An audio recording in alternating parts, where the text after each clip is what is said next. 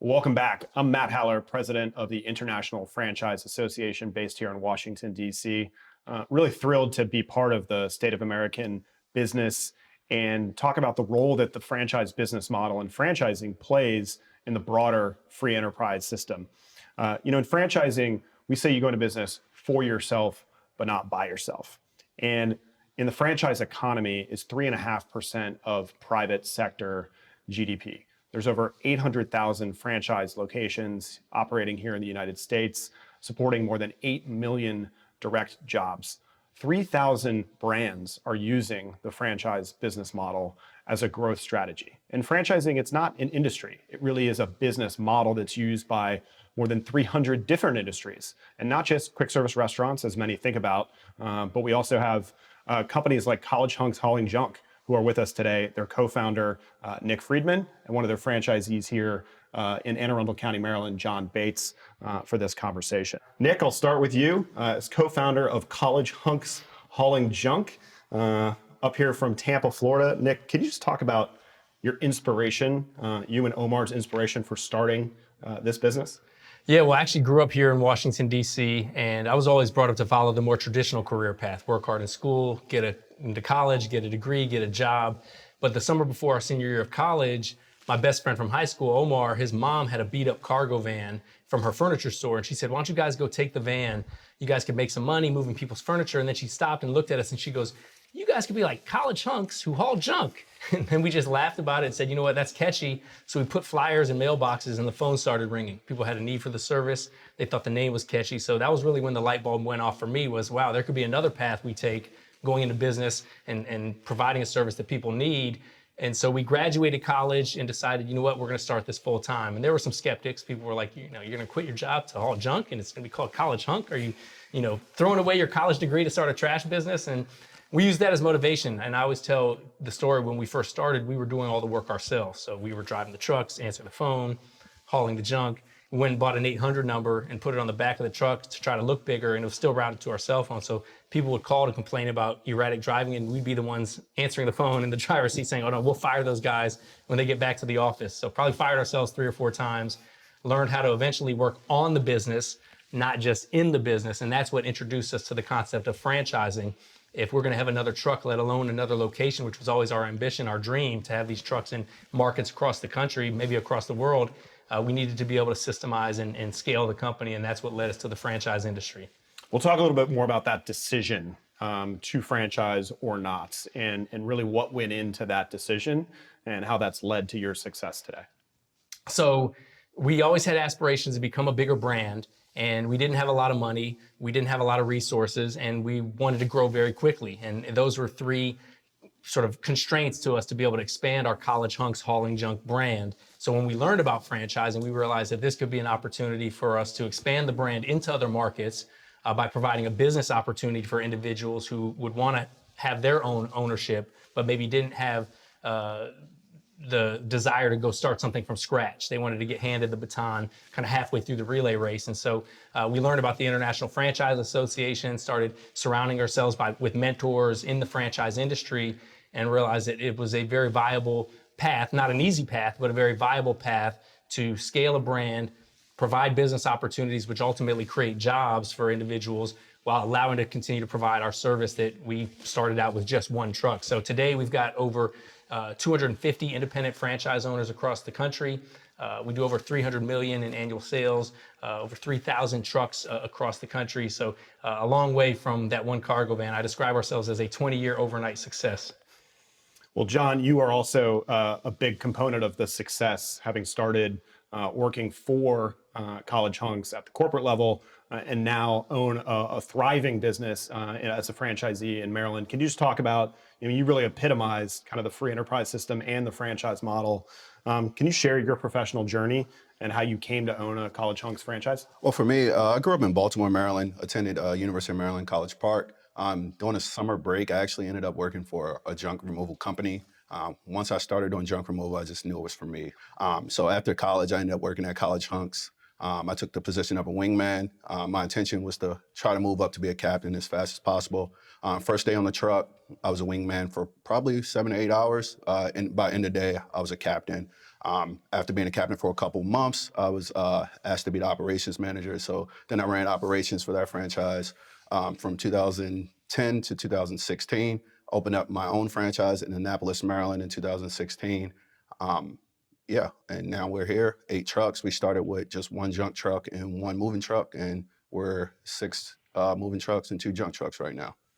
And talk a little bit more about the elements of the franchise system, the support that College Hunks provides to you as a franchisee, how that helps power your success. So for me, I think the best part of being in the system was opening. I was pretty familiar with the operational part, like hauling junk and moving. That was nothing for me. That was easy.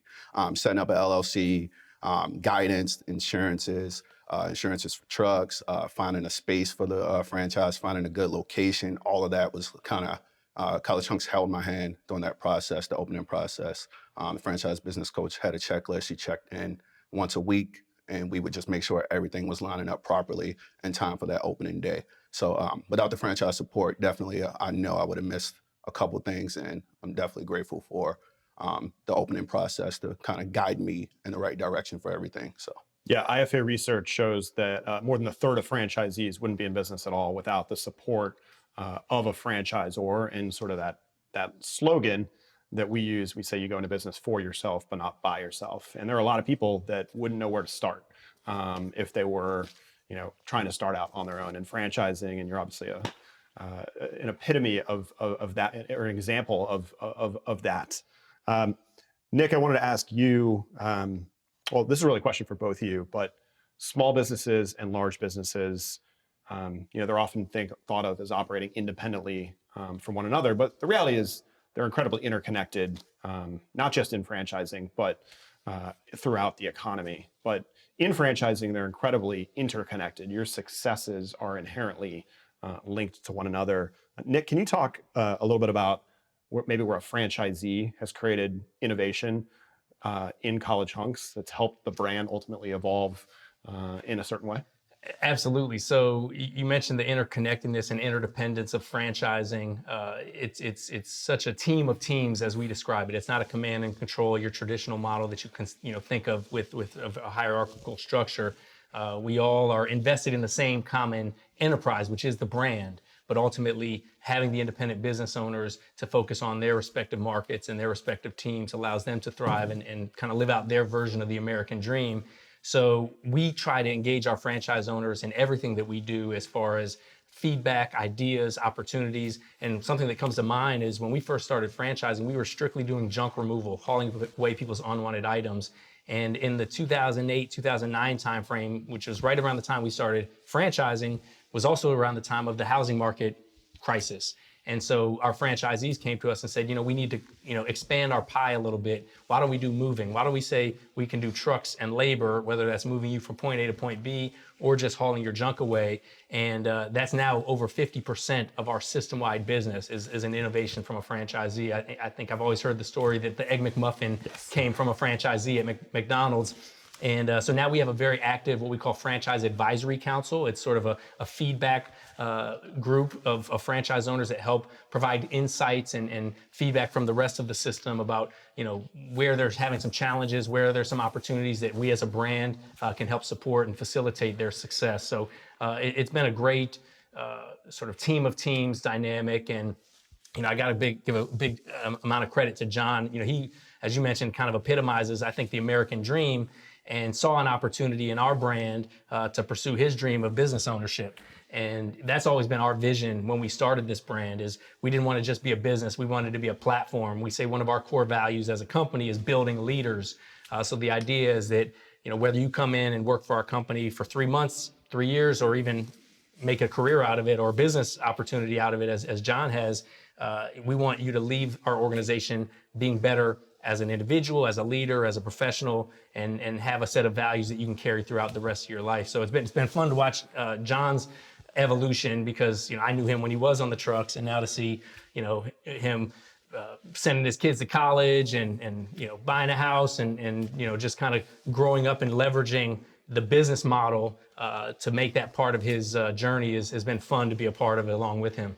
Yeah, John, you want to talk a little about the relationship between the franchisor and how it continues to fuel your success Yeah, I think one of the best perks of just being in this franchise system is just the community that we have. Like, I can reach out to the franchisors, I can reach out to franchise business coaches, other franchisees, and the cool thing is about being in the franchise, like someone has done it before you. Yeah, I think the culture is very important. Yeah. You know, we always say culture drives behavior, behavior drives results. So we've always tried to create a culture of being purpose driven, values based, socially conscious, results obsessed to attract quality franchise owners who want to be in business for themselves, not by themselves, who want to pursue their version of the American dream, whatever that may look like, and use this business model as a vehicle for that success. So to have a network or a community of other franchise owners who have either gone through similar challenges or are going to go through similar challenges, because nothing is easy in business. If it were, everybody would do it, but franchising gives a platform for individuals to be able to do it together and have their own individual units operating, but still have the resources and the backing of the franchisor for marketing, call center, vendor relationships. You know, you mentioned the kind of the interconnectivity of big businesses and small businesses. We've got a huge network of big businesses, of truck vendors, marketing vendors, and otherwise that really play a major role in our company. It's not just the employees in our business and, you know, our core service offering, but it's the trucks we're buying, the insurance that we're buying, the marketing providers, the equipment that we're providing in our businesses that all, you know, drives that economic engine forward. You also mentioned community and culture. Can you talk a little bit about, either of you, the work that the brand does to support your franchisees in the community, or different organizations that you support at the For community level? culture, when I started in 2009, the culture it's been consistent. 15, 14 years later, it's just been consistent. I think with our brand, you can go to any franchise in America, United States, and the couple that's in Canada as well. Everyone's living the core values. And I think that's one of the things that the franchisors did a good job of, just making sure that model is consistent. And like I said, everyone just knows it. It's a requirement to be a hunk, and it's pretty consistent throughout our system. So. Yeah, I mean, we redefined the word HUNK to be an acronym Yeah. that stands for honest, uniformed, nice, knowledgeable service. The idea being that's our brand promise. That's what clients should be expecting when they have our team members come into their, place of business or their homes. Our franchisees, team members, they all understand the core values. They all understand the brand promise. And we're also, as you alluded to, a very socially conscious organization as well. So we started a 2-for-1 giving program where for every completed move job or junk removal that we complete, we donate 2 healthy meals to U.S. Hunger. So since starting that program a little over 3 years ago, we've actually donated over 4 million meals to U.S. Hunger. And then during COVID, we recognized that there was an increasing number of domestic violence issues where people couldn't leave those environments. So we started providing free moves for survivors of domestic violence to be able to exit those unsafe conditions and get to a safe house. And those types of programs are things that franchise owners and their team members have really rallied around, are very passionate about seeing the impact that it can provide in the communities that they serve, beyond, again, just moving people's furniture or hauling people's junk away. Well, and I think it's so great finding charitable causes that also align with the business and probably do amazing work to actually drive repeat customers and more business and cash flow for your franchisees and the system as a whole. So both of you have obviously seized on the opportunity the free enterprise system here in America provides, but we're also in Washington, D.C. We should also recognize that the public policy environment that government creates, it's not always bad, but there are sometimes rules and regulations, legislation that can have an impact on franchising and the broader free enterprise system.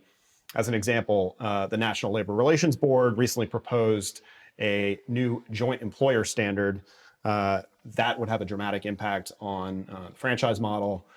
IFA has been very vocal, along with the chamber, about the impact this rule would have on new business formation, on job creation. From a practical perspective, though, Nick, I wanted to ask you, what would, if you were a joint employer, right? What impact would that have on a franchise company like College Hunks, and obviously also on franchisees? Joint employer would be catastrophic. I mean, it would be a true existential threat to our business, to our franchise owners' business, to the franchise business model, expansion model as a whole. I always say, the best intentions don't always lead to the best outcome or the best results. And so, I can certainly appreciate what folks are trying to do, but and I understand that regulations are important for the protection of consumers, for the protection of team members and employees, and the protection of businesses as a whole. But there are certain regulations, certain restrictions that could truly handicap or handcuff or ruin businesses that have worked so hard to provide jobs for individuals, provide services for the community, provide charitable programs within those communities. So I think it's important that we look at it with the whole wide lens of what that could do to the franchise model and both franchisees as well as the franchisor overall. And we're in the grand scheme of things probably medium-sized to small franchisor, but there's a lot of emerging franchises that are less than 100 franchisees that are trying to get to that critical mass, and something like that would just put way undue burden financially, where they wouldn't be able to make it to that tipping point of their business. And then the much larger brands, the one that we all see on TV commercials and so forth, and drive-through restaurants and so forth, it would put a strain on them in those communities where they provide employment opportunities, because the franchisor would have to shift its focus on building the brand, providing a great service, providing a great business opportunity for its individual franchise owners to try to sort of protect itself and the risks that come along with having a joint employer threat put on them. Right, and franchising as a business strategy is a choice that a brand makes. And the joint employer issue, really strikes the heart of that choice that an entrepreneur, who founded a concept has made, as well as the choice that lots of franchisees in that system have made, and really changes that relationship on both levels and not for the better. And you worked, in crew as a member of crew at College Hunks and now own this business. And if brands move away from franchising as a choice as a result of government action, it's going to take away the opportunity for people like you to own and operate a small business. Any comments you want to add there? Yeah, for me, I think the number one thing for me of joining a franchise was the support of the franchise, but still being able to have that small business feel and being able to control everything on a local level, so that you still have a small business, but you have the guidance from a bigger brand who's been there and done that. And I think that kind of, the new policy would kind of eliminate people wanting to go into franchising, because ultimately it's not my small business with a big backing. It's kind of our business now, and just the growth, less people going into franchising, less jobs. Like, it just sounds counterproductive to me. So I certainly agree. This year's State of American Business is about how America's free enterprise system is helping businesses serve customers, solve problems, and strengthen society. Each of you have talked a little bit about all of those areas. But to end, I just wanted to conclude our conversation by asking, what does free enterprise mean to you? Start with you, Nick. Well, I mean, we live in what I believe is the most free country in the world. And free enterprise means providing opportunities for individuals to pursue business ownership, financial independence, job opportunities, business ownership opportunities in any path, no matter where they start in life, at what point of the starting line. And so if we don't have free enterprise, it's going to very much restrict that American dream and the belief that anything is possible. And I don't agree that the American dream is dead. I know the media likes to say that, or politicians like to say that, but I think it's important to recognize the free enterprise is part of the American dream that we all aspire to when we're younger, when we're looking up and thinking about what we all want to do when we grow up. Do we want to work for an organization? Do we want to be a business owner? Do we want to be an entrepreneur? Do we want to be a franchisee?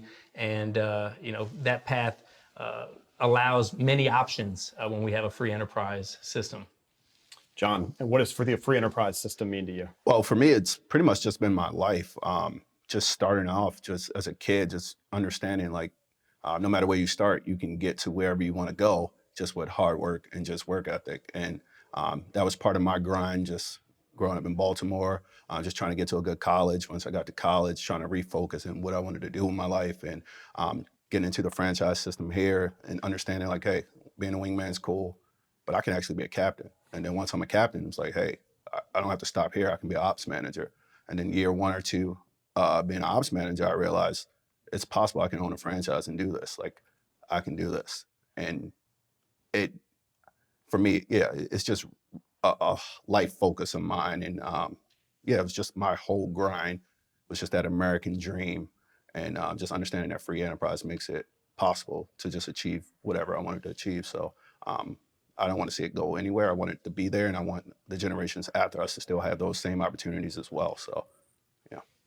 Well said. Well, Nick, John, I want to thank both of you for joining us. And to each every one of you out there, thank you for joining us as part of this conversation. It's been great to highlight the role that the franchise business model and franchising plays in the broader free enterprise system. Thank you and have a great day.